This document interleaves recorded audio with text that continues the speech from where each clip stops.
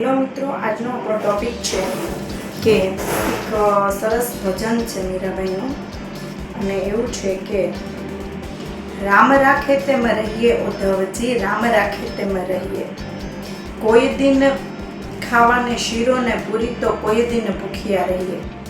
કોઈ દિન પહેરવાને જરિયાઈ વસ્ત્રો તો કોઈ દિન સાદા ફરીએ. કોઈ દિન સુવાને ગાદીને તકિયા તો કોઈ દિન નીચે સેજ પર સૂઈએ. ઉદ્ધવજી રામ રાખે તેમ રહીએ, ઉદ્ધવજી રામ રાખે તેમ રહીએ. અહીંયા પદમાં એમ કહેવા માંગે છે કે રામની જે ઈચ્છા હોય તે મુજબ આપણે જીવન જીવવું. જો રામ ભગવાન છે એને તો મોટું રાજપાટ હતું, બહુ મોટા રાજવી હતા, યશસ્વી હતા, ચક્રવર્તી સમ્રાટ હતા, એમની જે ઘણા બધા રાજાઓ હતા. પણ એને વનવાસ આવ્યો તો એક સેકન્ડમાં બધું વયું ગયું અને વનમાં વયા ગયા. તો આપણી પાસે ભોગવિલાસ હોય તો ભોગવી લેવાના, ન હોય તો જેમ ભગવાન રાખે તેમ રહેવાનું, એવું અહીંયા કહેવા માંગે છે.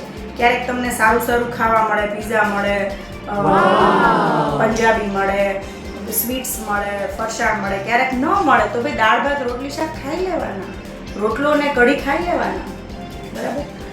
એ જ રીતના ક્યારેક એવું પણ બને કે તમને સૂવા માટે સરસ ગાદલું મળે ડબલ બેડનું, તો ક્યારેક ચટાઈ પાથરીને આપણે સૂવું પડે તો સૂઈ જવાનું, બરાબર. ક્યારેક આપણે ખુરશીમાં બેઠા બેઠા સૂવું પડે, પથારી ન મળે તો સૂઈ રહીએ, એમાં કોઈ પ્રશ્ન નથી.